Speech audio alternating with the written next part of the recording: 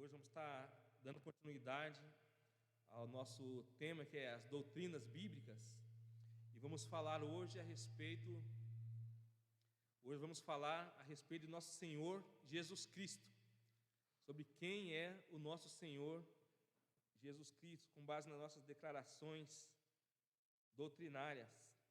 É importante aprendermos as doutrinas bíblicas para ensinar para as outras pessoas, não apenas para o nosso conhecimento, mas para ensinar para as pessoas que estão aí fora, porque muitas falsas doutrinas têm se levantado, muitas pessoas estão sendo enganadas pelas falsas religiões que têm aparecido, e nós que temos o conhecimento da palavra de Deus, da Bíblia, precisamos ensinar para as pessoas que estão aí fora, porque essa é a missão que o Senhor Jesus Cristo deixou para todos nós.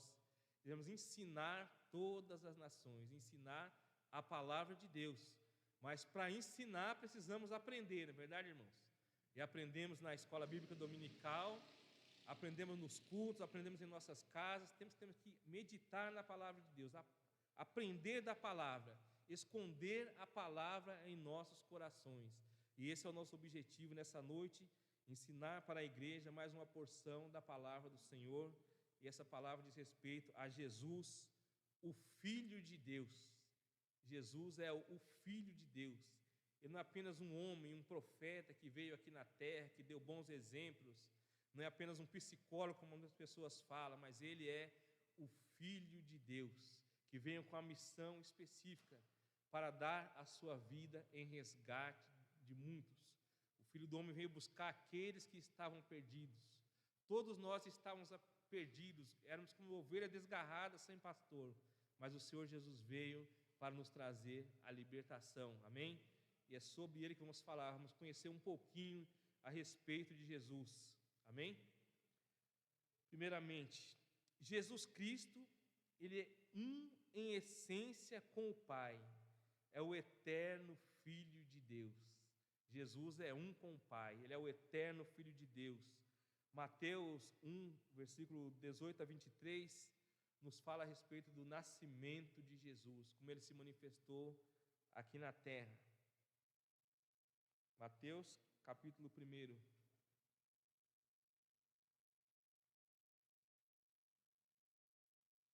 Verso 18 a 23, assim nos fala: Foi assim o nascimento de Jesus Cristo. Maria, sua mãe, estava prometida em casamento a José, mas antes que se unissem, achou-se grávida pelo Espírito Santo. Por ser José, seu marido, um homem justo e não querendo expô-la à desonra pública, pretendia anular o casamento secretamente.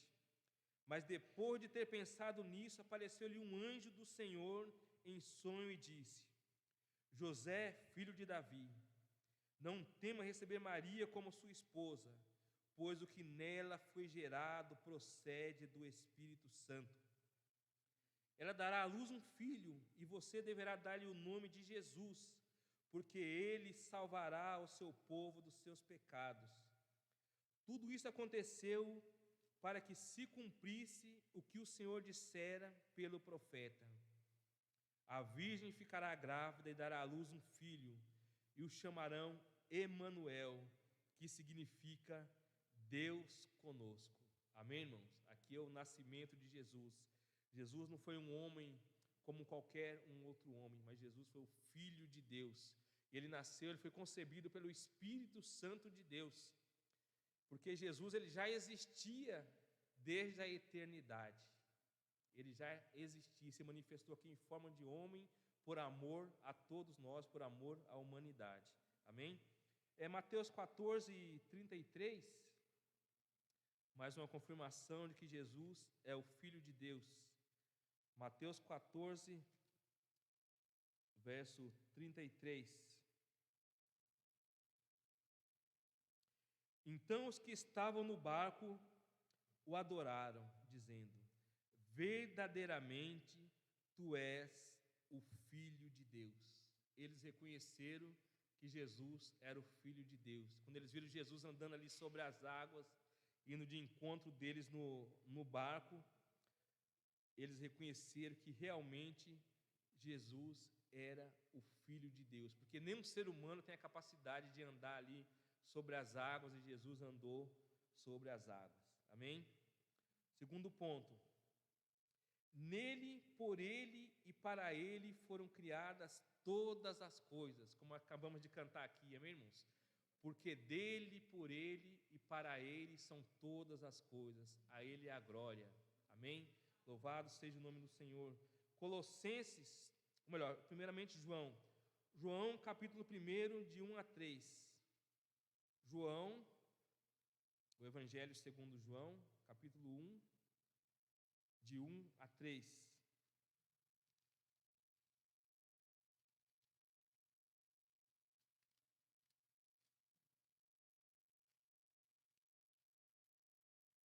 No princípio era aquele que é a palavra. Ele estava com Deus e era Deus. No princípio era o verbo, era a palavra, era o logos. Ele estava com Deus e ele era Deus. Ele falou: eu e o Pai somos um. Jesus é Deus. Essa é mais uma confirmação. E nele, por ele e para ele foram criadas todas as coisas. Ele estava com Deus no princípio. Todas as coisas foram criadas, foram feitas por intermédio dele. Sem ele, nada do que existe teria sido feito.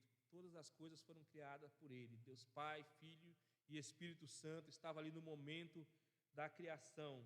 Colossenses capítulo 1, do verso 15 ao 17. Carta do apóstolo Paulo aos Colossenses, capítulo 1, verso 15 a 17. Falando a respeito do nosso Senhor Jesus Cristo. Ele é a imagem do Deus invisível, o primogênito sobre toda a criação, pois nele foram criadas todas as coisas nos céus e na terra, as visíveis e as invisíveis, sejam tronos, sejam soberanias, poderes ou autoridades, todas as coisas foram criadas por ele e para ele. Ele é antes de todas as coisas e nele tudo subsiste. Amém, irmãos? Esse é o nosso Senhor Jesus. A terra não foi criada a partir de uma explosão cósmica, como alguém tem a coragem de acreditar nisso, irmãos. Houve uma grande explosão, o Big Bang, e através das partículas de areia foi surgindo todas as coisas. As pessoas preferem acreditar nisso do que acreditar na palavra de Deus. Mas a palavra de Deus confirma que nele foram criadas todas as coisas nos céus e na terra. E nós cremos nessa palavra. Amém? Terceiro ponto. Na plenitude dos tempos, ele se fez carne, na pessoa real, histórica de Jesus Cristo, gerada pelo Espírito Santo e nascida da Virgem Maria, sendo em sua pessoa verdadeiro Deus e verdadeiro homem. Jesus, quando ele esteve aqui na terra, irmãos, ele era o verdadeiro Deus e ele era o verdadeiro homem. Eram as duas pessoas em uma, ou seja, duas naturezas em uma pessoa só. Porque o que comprova que Jesus era Deus? Através dos milagres que ele operava, as maravilhas que ele fazia, através do testemunho do próprio Deus, que falou: esse é meu filho amado, em quem me comprazo, confirmando ali que ele era Deus. Ele falou: eu e o Pai somos um, e a Bíblia testemunha que Jesus Cristo era Deus. E aqui no Gálatas capítulo 4, do verso 4 até o verso 5. Mas quando chegou a plenitude do tempo, Deus enviou seu Filho, nascido de mulher, nascido debaixo da lei, a fim de redimir o que estavam sob a lei, para que recebêssemos a adoção de filhos. Na plenitude dos tempos, ou seja, no tempo certo, o tempo exato estabelecido por Deus, Jesus Cristo veio para se manifestar, para nos fazer filhos através de adoção, através da sua morte na cruz, para nos redimir de todos os nossos pecados.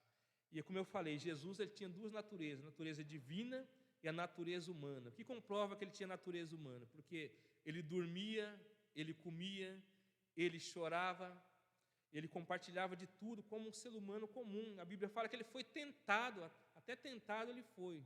Ele foi tentado em tudo, mas ele saiu vitorioso.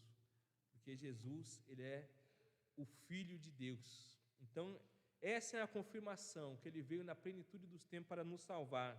Ele foi nascido de mulher, sendo verdadeiro Deus e verdadeiro homem. João, capítulo 1, versículo 14. Mais uma confirmação aqui dessa verdade da palavra de Deus. Evangelho de João, capítulo 1, verso 14.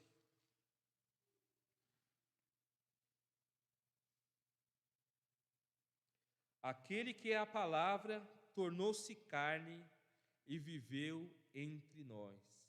Vimos a sua glória, glória como do unigênito vindo do Pai, cheio de graça e de verdade. Aquele que era a palavra, ele se tornou carne, o verbo se fez carne e habitou entre nós. Ou seja, no caso, junto dos apóstolos, discípulos, João, eles puderam ver, eles puderam contemplar ali, puderam tocar em Jesus, puderam experimentar ali da sua graça, que fala, vimos a sua glória, a glória do unigênito do Pai, o Filho único do Pai, cheio de graça e de verdade. E Jesus se transfigurou diante deles ali, eles puderam contemplar a glória de Jesus e confirmar que realmente ele era o Filho de Deus. Amém? Quarto ponto, Jesus é a imagem expressa do seu Pai, a revelação suprema de Deus ao homem. Mateus 11, verso 27.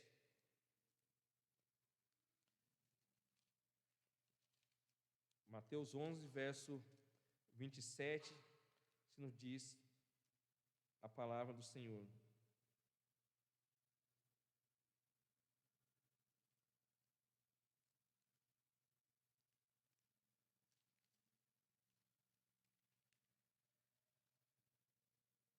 Achei. Todas as coisas me foram entregues por meu Pai.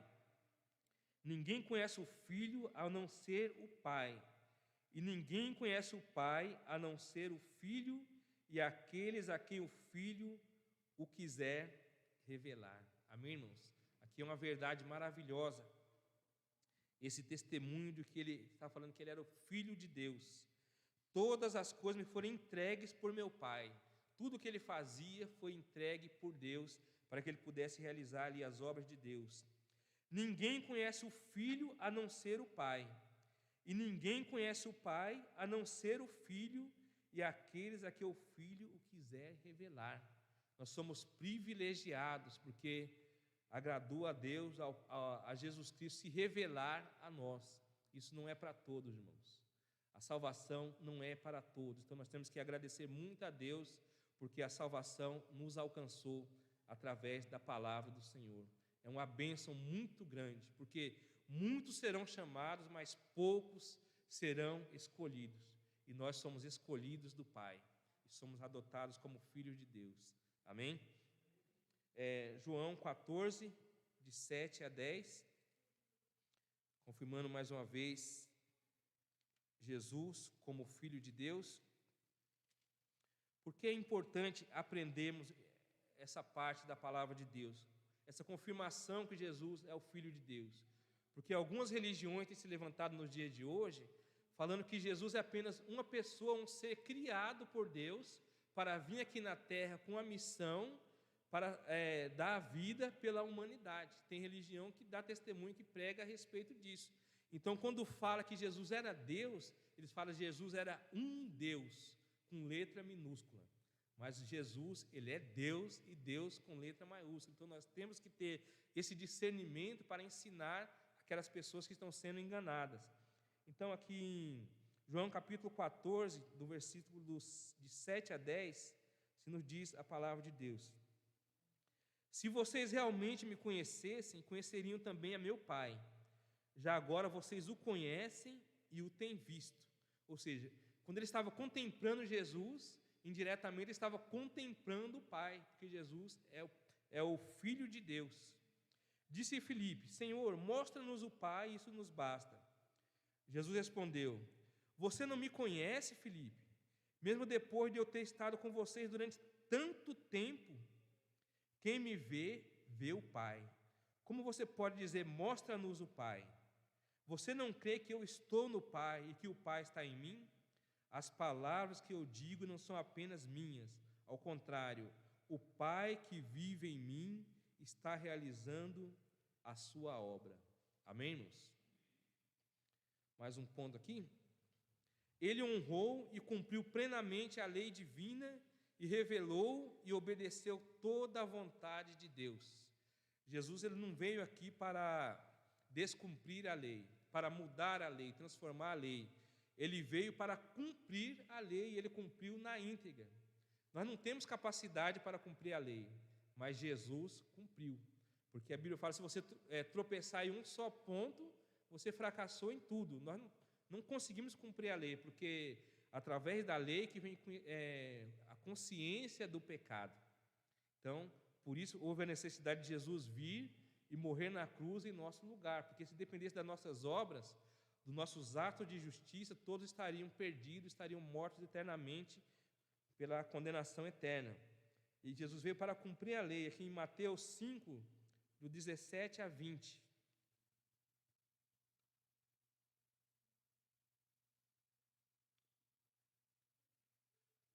Mateus 5, do verso 17 até o verso 20.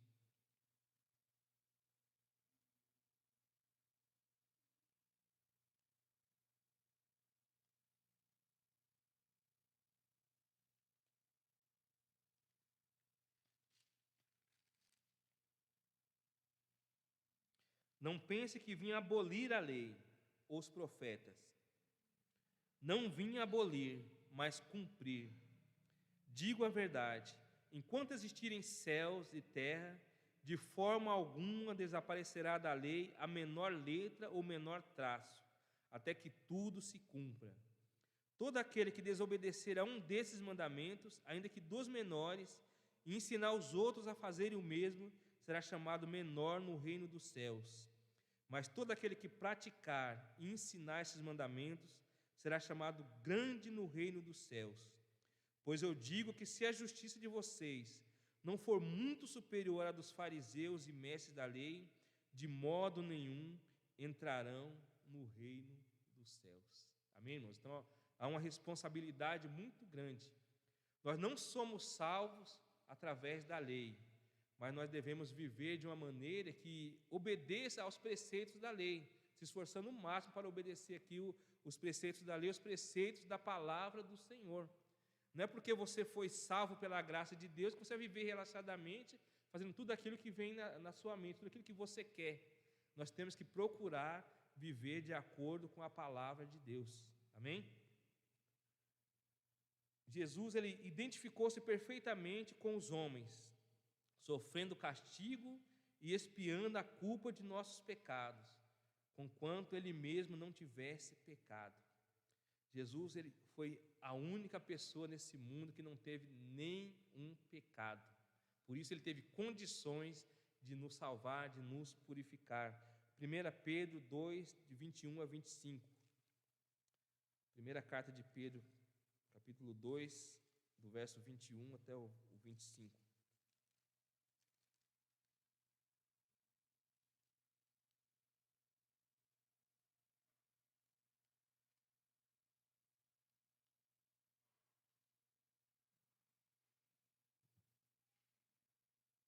Para isso vocês foram chamados, pois também Cristo sofreu no lugar de vocês, deixando o exemplo para que siga os seus passos. Ele não cometeu pecado algum, e nenhum engano foi encontrado em sua boca. Quando insultado, não revidava. Quando sofria, não fazia ameaças, mas entregava-se àquele que julga com justiça. Ele mesmo levou em seu corpo os nossos pecados sobre o madeiro, a fim de que morrêssemos para os pecados e vivêssemos para a justiça. Por suas feridas vocês foram curados. Pois vocês eram como ovelhas desgarradas, mas agora se converteram ao pastor e bispo de suas almas. Irmãos, Jesus, ele é o nosso exemplo maior. Como eu falei aqui, identificou-se perfeitamente com os homens, sofrendo o castigo e expiando a culpa de nossos pecados, conquanto ele mesmo não tivesse pecado algum. Ele não tinha pecado, mas ele sofreu a afronta, a humilhação, a injúria. Batiam no rosto dele e falavam: profetiza quem te bateu. E ele ficava ali, de cabeça baixa. Ele se humilhava diante das pessoas, sendo que ele falou que se ele rogasse ao Pai, viria legiões de anjos para defendê-lo ali, irmãos. Mas ele veio com o objetivo de salvar a humanidade. Às vezes nós falamos que seguimos o exemplo de Jesus, mas só seguimos o exemplo de Jesus até o calo apertar, né, irmãos? Quando as coisas apertam, nós nos transformamos, igual fala aqui a palavra de Deus. Ele não cometeu pecado algum e nenhum engano foi encontrado em sua boca. Quando insultado, não revidava. Quando sofria, não fazia ameaças, mas entregava-se àquele que julga com justiça. Esse é o ensinamento que temos da palavra de Deus. Minha é a vingança, diz o Senhor, eu retribuirei. Mas não é isso que nós vemos hoje em dia, irmãos. Irmãos brigando com irmãos. Alguma coisa contra você, entrega nas mãos de Deus. Entrega nas mãos de Deus, que Deus é que vai fazer a justiça. Deus que vai pleitear a sua causa ali no momento certo. Não queira fazer justiça com as suas próprias mãos.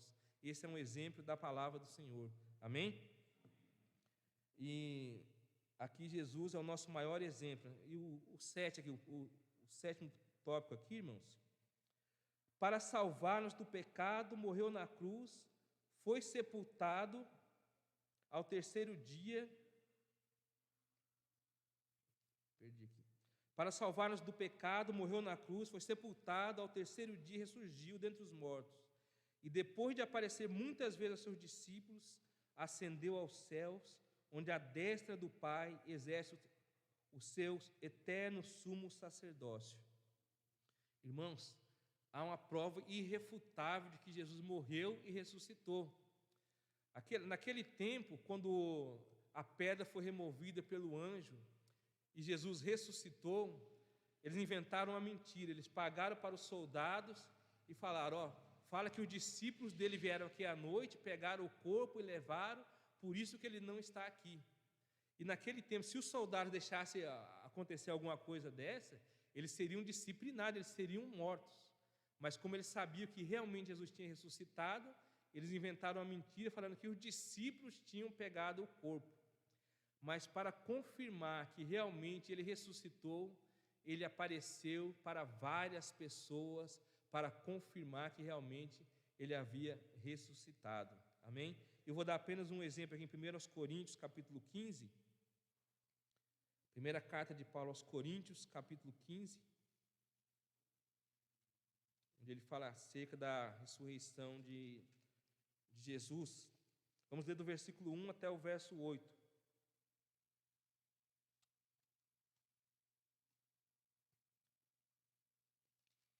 Irmãos, quero lembrá-los do evangelho que preguei a vocês, o qual vocês receberam e no qual estão firmes. Por meio deste evangelho vocês são salvos, desde que se apeguem firmemente à palavra que preguei. Caso contrário, vocês têm crido em vão. Pois o que primeiramente lhes transmiti foi o que recebi, que Cristo morreu pelos nossos pecados, segundo as Escrituras. Foi sepultado e ressuscitou no terceiro dia, segundo as Escrituras. E apareceu a Pedro e depois aos 12. Depois disso apareceu a mais de 500 irmãos de uma só vez, a maioria dos quais ainda vive, embora alguns já tenham adormecido.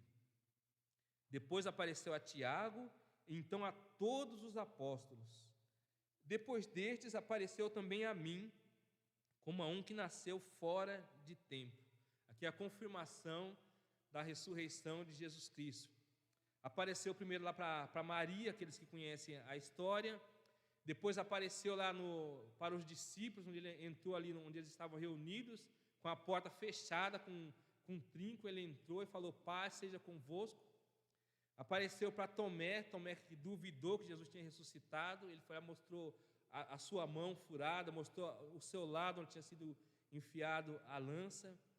Apareceu para os discípulos quando eles estavam pescando, estavam ali no barco pescando, e ali depois da sua ressurreição, e para mais de 500 pessoas, como está escrito aqui, e por último para o próprio apóstolo Paulo, que não o conheceu pessoalmente, mas ele apareceu para Paulo porque ele estava perseguindo a igreja de Jesus. Então, há provas irrefutáveis da ressurreição de nosso Senhor Jesus Cristo. E outro ponto aqui, Jesus é o único mediador entre Deus e os homens, e o único e suficiente Salvador e Senhor. Ele é o único mediador, quer dizer que só Ele pode conduzir você a Deus, é a única ponte, porque Ele é o caminho, Ele é a verdade e a vida. Muitas pessoas acreditam que se pedir para algum intercessor, ele vai chegar lá em Jesus e ele vai interceder em favor da humanidade, mas não é assim que funciona, irmãos. Não é como um ditado que as pessoas falam, pede à mãe que o filho atende, porque Jesus ele é eterno, como explicamos nessa noite, ele é o Filho de Deus, então só Jesus pode interceder ali diante de Deus, ele está à destra de Deus e intercede por nós, só Ele tem o poder para nos salvar, para nos redimir. 1 Timóteo capítulo 2, do verso 3 ao verso 5, é um texto importante, precisamos até decorar esses versículos para ensinar para as pessoas que estão aí fora, que ainda não têm conhecimento da palavra. 1 Timóteo capítulo 2, do verso 3 ao verso 5. Isso é bom e agradável perante Deus, o nosso Salvador, que deseja que todos os homens sejam salvos e cheguem ao conhecimento da verdade. O desejo de Jesus é que todos sejam salvos e cheguem ao conhecimento da verdade. Alguma doutrina também que fala que Ele escolheu apenas alguns para se salvar, mas nós cremos que Ele quer que todos cheguem ao conhecimento da verdade e sejam salvos. Mas a salvação é só para aqueles que creem. E continuando aqui no 5, pois há um só Deus e um só mediador entre Deus e os homens, o homem Cristo, ou Jesus Cristo homem, o qual se entregou a si mesmo como resgate por todos. Este foi o testemunho dado em seu próprio tempo. Amém, irmãos? Há um só Deus e um só mediador entre Deus e os homens. É Jesus Cristo, aquele que se tornou homem e morreu na cruz em nosso lugar. Amém? Pelo seu Espírito, Ele está presente e habita no coração de cada crente e na igreja. Jesus, Ele morreu e ressuscitou, mas Ele deixou o Espírito Santo.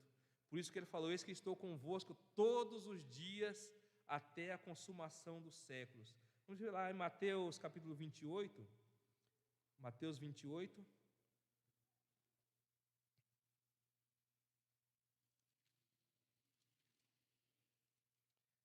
Vamos ler a partir do verso 18.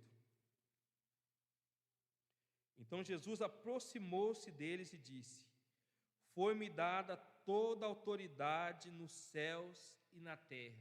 Quando Ele morreu e ressuscitou, Ele recebeu todo o poder, toda a autoridade nos céus e na terra. Todas as coisas ficaram sujeitas debaixo dos seus pés.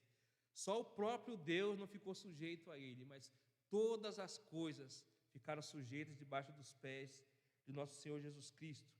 Ele deu uma ordem para os discípulos: portanto, vão e façam discípulos de todas as nações, batizando-os em nome do Pai, e do Filho e do Espírito Santo, ensinando-os a obedecer a tudo o que ordenei a vocês, e eu estarei sempre com vocês até o fim dos tempos.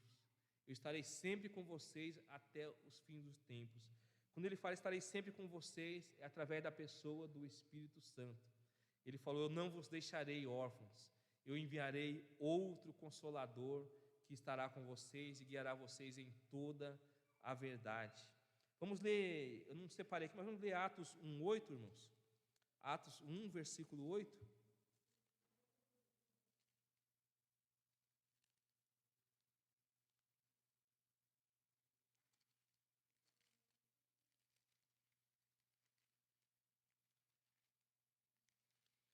Esse versículo que todos sabem de cor também, eu espero, né?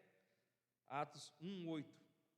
Mas receberão poder quando o Espírito Santo descer sobre vocês, e serão minhas testemunhas em Jerusalém, e em toda a Judéia e Samaria, e até aos confins da terra.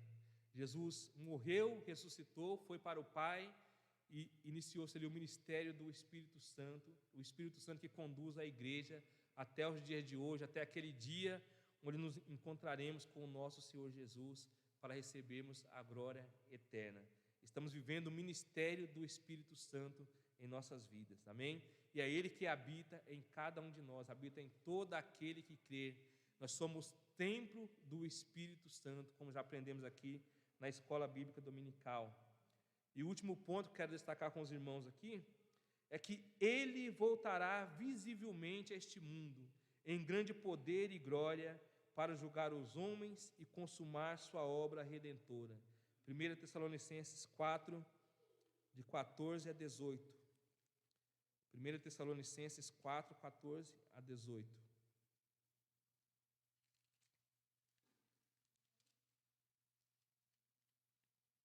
Se cremos que Jesus morreu e ressurgiu, cremos também que Deus trará mediante Jesus e com Ele aqueles que nele dormiram. Dizemos a vocês pela palavra do Senhor, que nós, os que estivermos vivos, os que ficarmos até a vinda do Senhor, certamente não precederemos os que dormem. Pois dada a ordem, com a voz do arcanjo e o ressoar da trombeta de Deus, o próprio Senhor descerá dos céus, e os mortos em Cristo ressuscitarão primeiro. Depois nós, os que estivermos vivos, seremos arrebatados com eles nas nuvens para o encontro com o Senhor nos ares, e assim estaremos com o Senhor para sempre. Consolem-se uns aos outros com essas palavras. Que palavra maravilhosa, irmãos. Nós que estamos vivos aqui, não vamos precisar morrer. Se Ele vier hoje, vier amanhã, estivermos vivos aí, não vamos precisar morrer para encontrar com Ele. Nós seremos transformados e vamos encontrar o Senhor Jesus nos ares. E a Bíblia fala que os que morreram, que aceitaram Jesus, ressuscitarão primeiro. Aqueles que morreram sem aceitar Jesus vão ressuscitar depois do milênio, já para o julgamento e para a condenação eterna.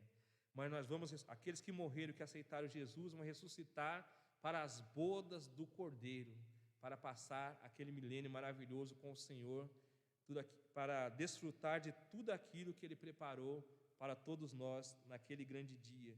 E é isso que fala a palavra de Deus aqui no verso 16. Pois dada a ordem, com a voz do arcanjo e o ressoar da trombeta de Deus, o próprio Senhor descerá dos céus, e os mortos em Cristo ressuscitarão primeiro. Depois nós, os que estivermos vivos, seremos arrebatados com eles nas nuvens, para o encontro com o Senhor nos ares. Os mortos ressurgindo, e aqueles que estiverem vivos já vão encontrar com eles nas nuvens, para esse encontro maravilhoso com o nosso Senhor nos ares. É isso que nos aguarda aqueles que são fiéis, aqueles que estão firmes na presença do Senhor. Porque a palavra nos fala que aquele que perseverar até o fim, acontece? É o que será salvo, é o que herdará a coroa da vida. Amém, irmãos? Então temos que permanecer firmes nessa palavra do Senhor e pregar e ensinar com todo o nosso esforço, nosso empenho, com ousadia, para resgatar aquelas pessoas que estão caminhando em trevas, que não têm conhecimento da palavra de Deus. Amém? E como conclusão, vou ler aqui um dos princípios batista. Jesus é a fonte suprema da autoridade cristã ao Senhor Jesus Cristo. Sua soberania emana da eterna divindade e poder como unigênito Filho do Deus Supremo, de sua redenção vicária e ressurreição vitoriosa. Sua autoridade é a expressão do amor justo, sabedoria infinita e santidade divina, e se aplica à totalidade da vida. Dela procede a integridade do propósito cristão, o poder da dedicação cristã, a motivação da lealdade cristã Ela exige a obediência aos mandamentos de Cristo, dedicação ao seu serviço, fidelidade ao seu reino e a máxima devoção à sua pessoa, como o Senhor vivo. A suprema fonte de autoridade é o Senhor Jesus Cristo, e toda a esfera da vida está sujeita à sua soberania. Jesus está acima de tudo e de todos. Amém, irmãos? Quero pedir ao irmão Rafael que venha à frente para cantarmos novamente aquele hino, porque dele, por ele e para ele são todas as coisas. E as irmãs aí do louvor também nos auxiliem. Vamos nos colocar em pé, irmãos? Vamos orar agradecendo ao Senhor e vamos fazer o pós-lúdio com esse louvor. Amém? Maravilhoso Deus, mais uma vez damos graças a Ti, ó Pai, por esse dia, por esse culto maravilhoso, pela Tua palavra, pelos louvores que foram entoados, por essa oportunidade de estar aqui falando a respeito de Jesus Cristo, o nosso Salvador, que veio, morreu e ressuscitou, derramou seu sangue na cruz para nos purificar de todos os nossos pecados.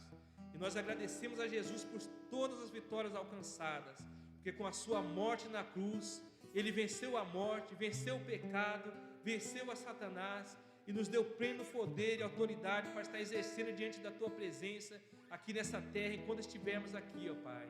Nos conceda, ó Pai, ousadia, poder do Teu Santo Espírito para pregar, para testemunhar da Tua palavra, para resgatar aqueles que estão perecendo nas trevas, ó Pai. Não deixe, ó Pai, que a Tua igreja seja enganada, ó Pai, mas que possamos ter discernimento espiritual sobre todas as coisas que estão acontecendo nos últimos tempos, ó Pai, porque verdadeiramente estamos vivendo os últimos dias, e a Tua palavra nos fala que as pessoas iriam operar milagres tão grandes que iam enganar até os escolhidos, ó Pai, e é isso que estamos vendo, ó Pai. Tenha misericórdia de nós e abra os nossos olhos espirituais para compreendermos a Tua vontade, ó Pai. É o que nós pedimos e agradecemos em nome de Jesus. Amém.